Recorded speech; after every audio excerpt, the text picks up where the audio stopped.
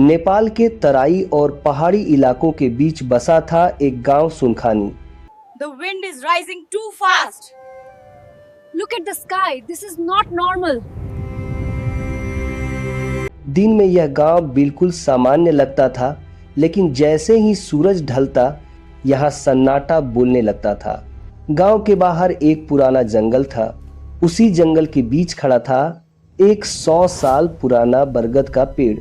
गांव वाले कहते थे, सूरज ढलने के बाद वहां मत जाना, वहां कर्णछाया रहती है। कर्णछाया एक ऐसी आत्मा जो सबसे पहले कानों में मीठी आवाज़ डालती है और फिर इंसान की आत्मा चूस लेती है। रवि काठमांडू से आया एक रिसर्च स्टूडेंट था। उसे लोक कथाओं पर काम करना था। गांव वालों की बातें सुनकर वह मुस्कुराया। ये सब अंधविश्वास है, उसने कहा। उस रात उसे जंगल के पास वाले घर में ठहराया गया। गांव के बुजुर्ग ने जाते जाते बस इतना कहा, अगर रात में कोई आवाज़ कान में पड़े तो पीछे मत देखना। रात के करीब 12 बजे रवि की नींद टूटी। वह चौंक गया। आवाज़ बिल्कुल उसकी माँ जैसी थी, जो सालों पहले मर चुकी थी।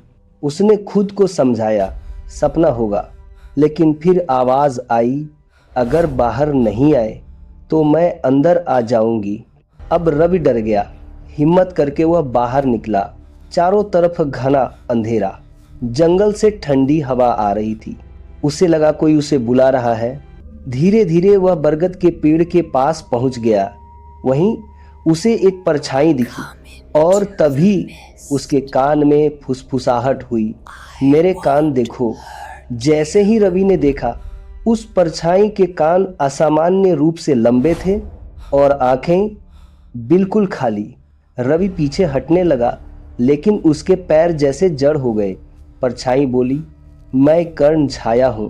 पहले इस जंगल में रहने वाली एक औरत थी। लोगों ने मेरे कान काट दिए और मुझे जिंदा जला दिया। अब मैं हर उस इंसान को मारती हूँ जो मेरी आवाज़ सुन लेता है। अचानक रवि के कानों से खून बहने लगा। दर्द असहनीय था। सुबह गांव वालों ने देखा, बरगद के पेड़ के नीचे रवि की लाश पड़ी थी। आंखें खुली थीं, कान पूरी तरह फटे हुए। बुजुर्ग ने कांपती आवाज में कहा, हमने मना किया था। कर्ण छाया पहले कान में बोलती है, फिर आत्मा ले जाती है। आज भी सुनखानी गांव में कहा जाता है, अगर रात में कोई मीठी आवाज कान में पड़े तो याद रखना, वो मदद नहीं मांग रही होती, वो तुम्हारी आत्मा मांग रही होती है। This cannot be happening.